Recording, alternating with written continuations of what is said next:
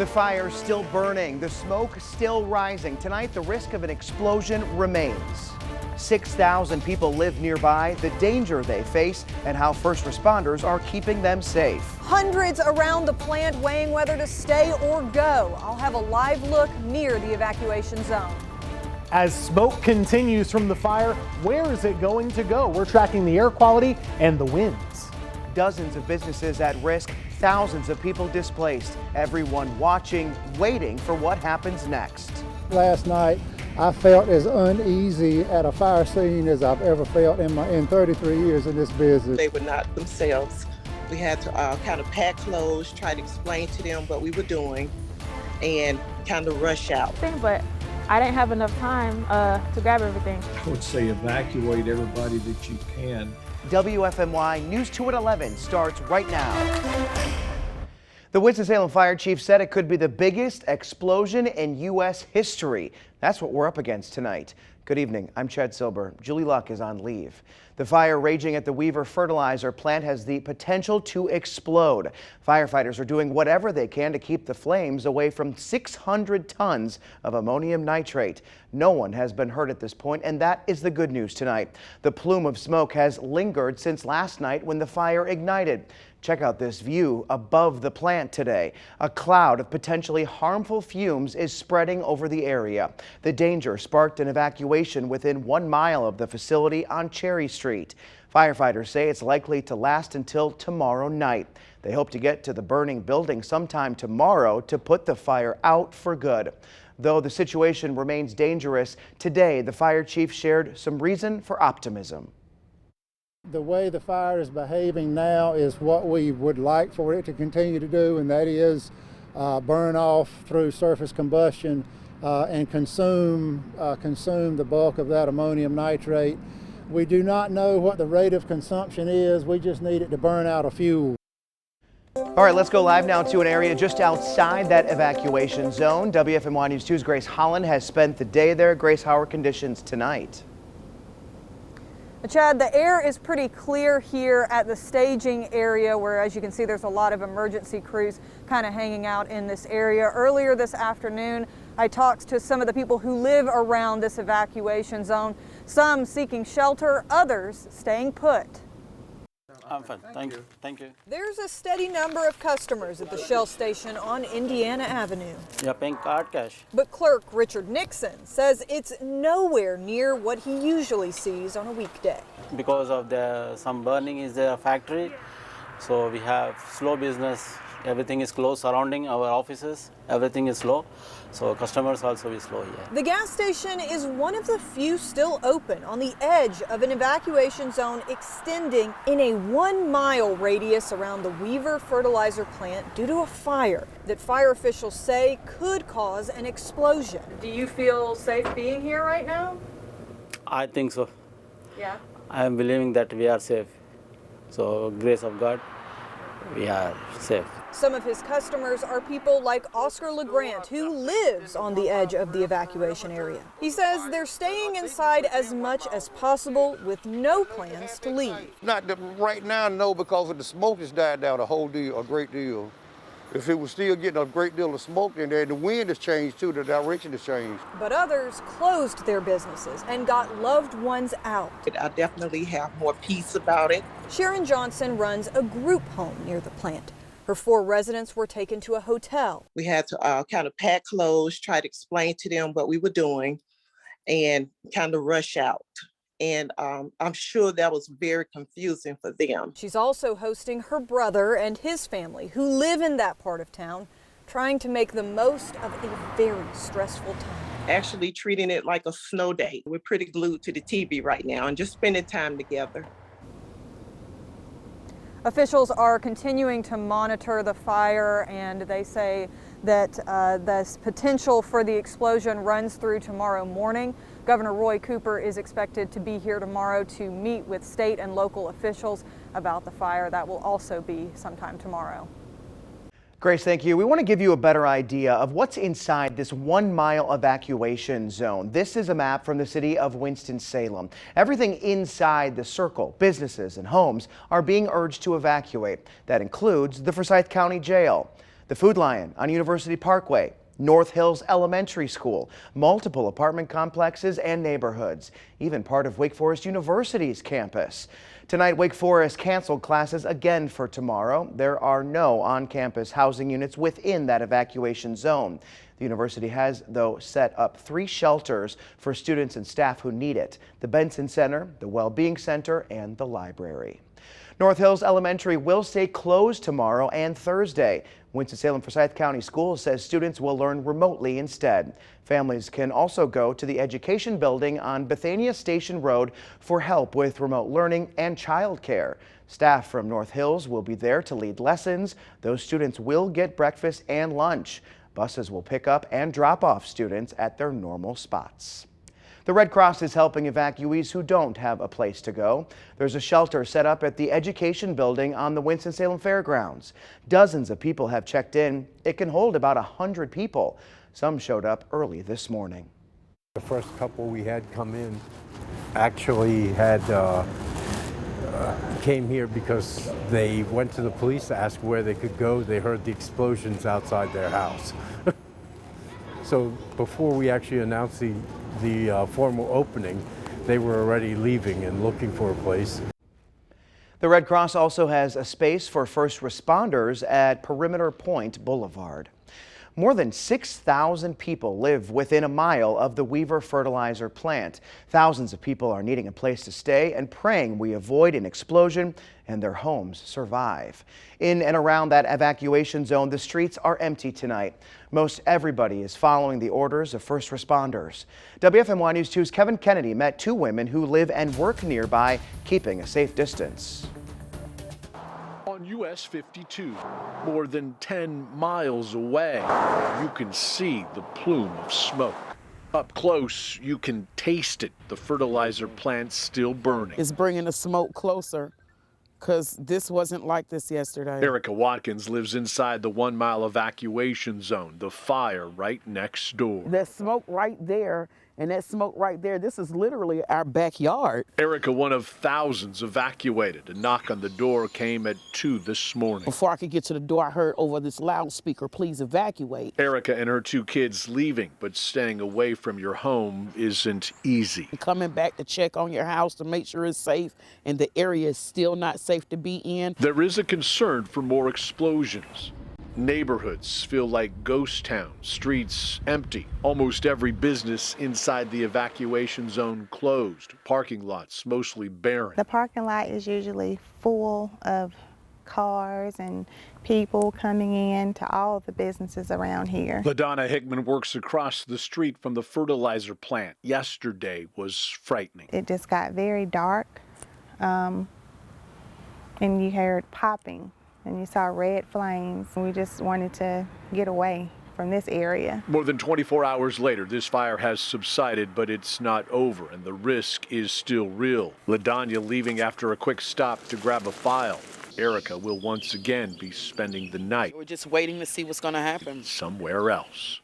Kevin Kennedy, 2 Wants to Know.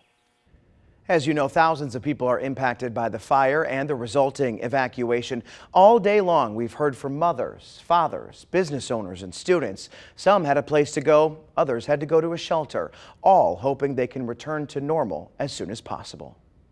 I got up and I had went to the door.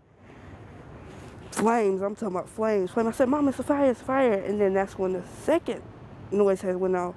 I didn't know what to do. I was running around the house like, okay, I got clothes on, but like, what else do I need? I don't think any of my neighbors knew until well after we should have already been evacuated. I don't want the building to be impacted, but it's affecting my business. But you know, we're trying to do our best to handle the situation. It's a minute by minute process. I told my husband first. I called him and I was like, it's a fire, you know, behind the job, and I think you need to call Barry and let him know what's going on. So when we got home, I showed him the video. He was like, "Oh my God." Been a long-standing relationship, and it's with a lot of different people that have worked there. We will make it, but hopefully we'll still be able to do business with them. WEAVER Fertilizer has operated out of its Winston-Salem facility for 80 years. Owners first set up shop in 1940, so it was built well before many state fire codes were created. 36 people work there. A company spokesman says they're all safe tonight, and they want to be sure people living nearby are safe too. The biggest challenge we have ahead right now is keeping them safe and worrying about their jobs. We're going to continue to take care of them. We will continue to work with the community and the people who have been displaced. That's our #1 goal, is to take those who have been displaced and get them back in their homes as fast as possible. WEAVER is one of 500 North Carolina plants licensed by the Department of Agriculture to make fertilizer. Its products are sold in most major garden stores. The Winston-Salem fire chief says WEAVER's facility was last inspected in December. No problems were found then. The State Department of Environmental Quality says the company wasn't even on radar until last night. The only problems we found came from 2014. A workplace safety issue filed with OSHA. A worker was on the roof doing repairs when he fell. WEAVER was fined about $9,000. The Environmental Protection Agency is at the site tonight. The fumes and smoke are creating poor air quality nearby. People in the area are encouraged to wear a mask to block out those fumes. People with breathing issues like asthma or COPD are especially at risk. A Wake Forest pulmonology professor told us they should stay inside and monitor their symptoms. 2 warning signs are shortness of breath and wheezing. All of those are signs of a flare or an exacerbation of asthma or COPD. And these kinds of exposures are well-known triggers of these kinds of flares. Tim, the poor air quality from the fumes is a concern. The wind direction plays a big role in where those fumes travel. What are you seeing? Yeah, Chad, it's really all about the wind. And you heard crews today talking about an anticipated wind shift. And that's what we're expecting happening overnight tonight. I'll show you what we're seeing right now. Throughout the day today, most of that smoke was actually being pushed southwest in this direction. Well, overnight, the winds are pretty calm right now, but by tomorrow they should be setting up generally from an east or a southeast direction. That means the smoke gets blown to the west, to the northwest, or to the north. So if you are on the east or southern sides of Winston-Salem, you're probably not seeing much smoke over the next couple of days, if any. But if you're on the north, the northwest, or the west sides of the city, you will be having some smoke contamination in your air, especially as we get into Thursday. The winds are really going to pick up and send this possibly as far north into Stokes County. So if you're in Stokes, Surrey, Yadkin, you're on that side where you have to really watch things here. Just think about taking a drive up 52 to the north and west. That's the general direction. We're going to watch that air quality very closely, but keep in mind, it'll be very localized to that small area right around the fire, especially where that smoke plume is most concentrated. Tim, thanks. I want to give you a better idea of how dangerous ammonium nitrate can be. The National Institutes of Health says it's used to make fertilizers and explosives. It's odorless and colorless, and it's caused blasts at other industrial facilities over the years, including this one in West Texas. A huge explosion at a fertilizer facility in 2013. 15 people died that day. More than 200 were injured. 150 buildings were destroyed. We spoke with the sheriff there today. He was there during the explosion 8 years ago. He said evacuation and safety is key. The fertilizer plant is not worth losing one life. Get those people out. Let this thing burn itself out. If we had done that here, 15 people would be alive. The devastation is just tremendous. Winston-Salem Fire say the WEAVER plant has more than twice the amount of ammonium nitrate as that facility in Texas. Now, this is still a wait-and-see situation, and it could be this way for days. Firefighters won't be able to get to that facility until at least late tomorrow. Stick with us to get you every update as this situation unfolds. And a quick checkup on your forecast. Dry weather remains for tomorrow. A little fog in the morning, cold there, but warmer weather on the way. We're going to have a high of about 54 degrees for your Wednesday. Coming up, I take you through some warmer weather through the rest of the week that actually could bring us rain, thunder, and for the weekend, even another winter weather chance. Weather's not done with us yet. Stay with us. 2 suspects arrested in a deadly Minnesota school shooting today. It was one of 2 deadly school shootings on this Tuesday, the latest in both investigations. Plus, Eden police say 2 FedEx employees were trading packages for drugs. Your other news headlines of the day coming up next.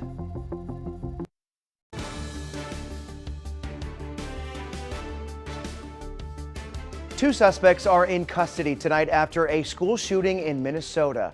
Investigators say one student died, another is in critical condition. Police responded to the school just outside Minneapolis this afternoon. The school has about 200 students as young as kindergarten who receive special education or alternate learning. Students were eventually reunited with their families. Tonight, police say they've arrested the two suspects and recovered a gun. We still don't know the identity of the victims or the suspects. Two campus safety officers are dead after a shooting at a college in Virginia today. Officers arrested the suspect at Bridgewater College. That's about 2 hours northwest of Richmond. Students remained sheltered in place for hours. We don't know much about the suspect or what motivated them to open fire. Back here in the Triad, a 14-year-old boy died in a shooting in Greensboro early this morning.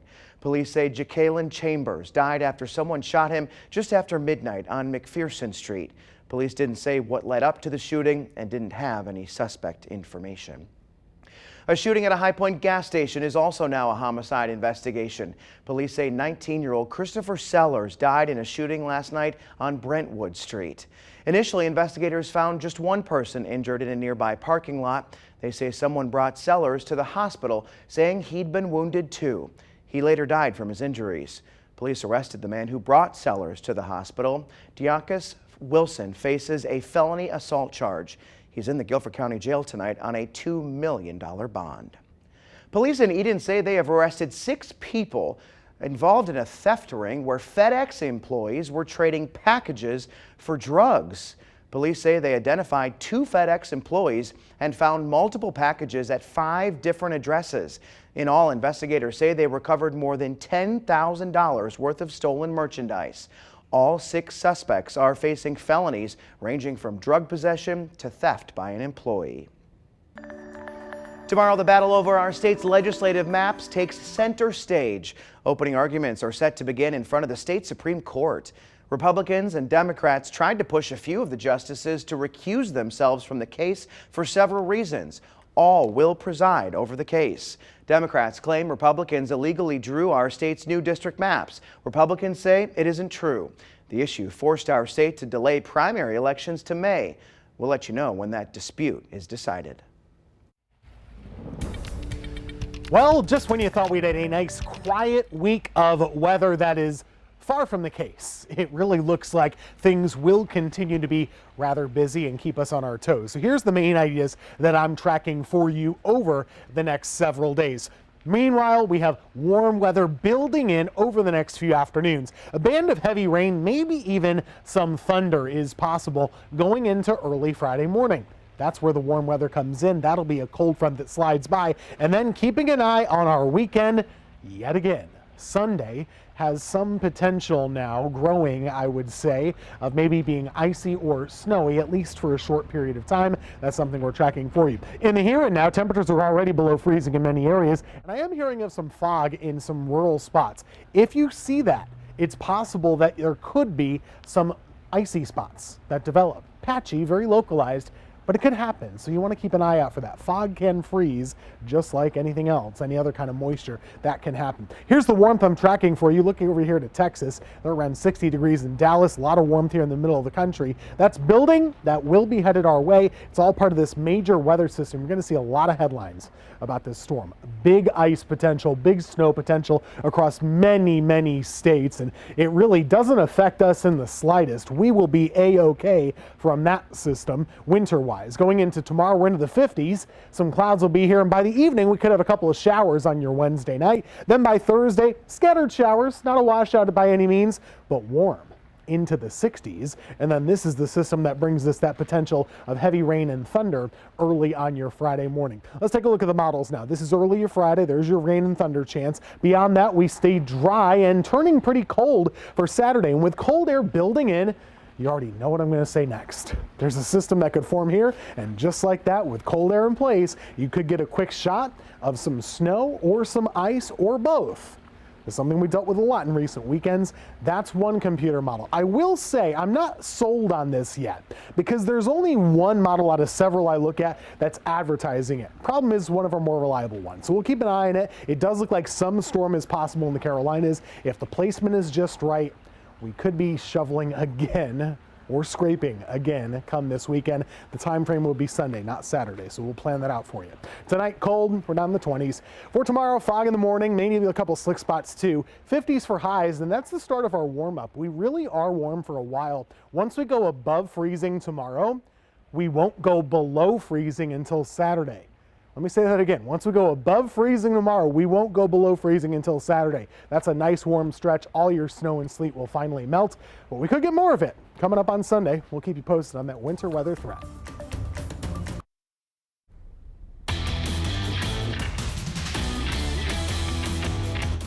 With the ongoing WEAVER fertilizer plant fire, it makes you wonder, are we going to have basketball games at Wake Forest this week? There are 2 scheduled in the next 2 days. Wake Forest Athletic Director John Curry releasing a statement today saying in part, Wake Forest Athletics is working with university leadership and following City of Winston-Salem and State of North Carolina directives to help ensure the health and safety of everyone in our community.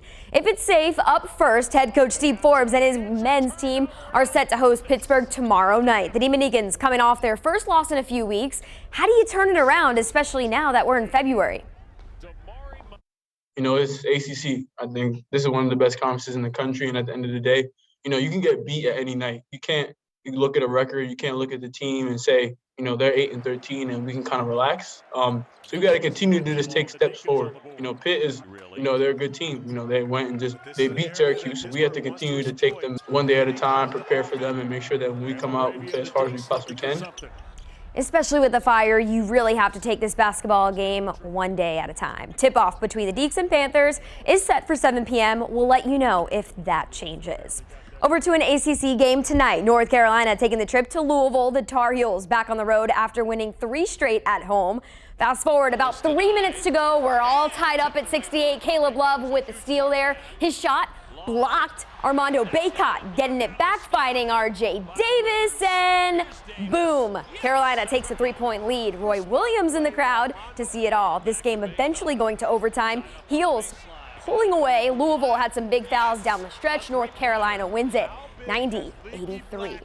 And we won't see him on the field inside Bank of America Stadium anymore. Tom Brady officially announces his retirement on Instagram, saying he doesn't want to give the, quote, competitive commitment anymore. We'll be right back. Tim, I don't know about you, but I am rooting for a cloudy, overcast, gray day in Pennsylvania tomorrow. Oh, the groundhog! Yes. I almost forgot. Right. What will Phil do? Who knows? I hope, right? We don't want him. No, we don't want him to see a shadow. We do not. We want him to stay out. If he sees the shadow, he goes back in. Then you have more winter. 6 more weeks. Who knows? We'll see what happens. Either way, it'll be in the 60s by Thursday and Friday. All right. Yes. Take that as a win. Thanks for joining us. We'll see you tomorrow. Good night.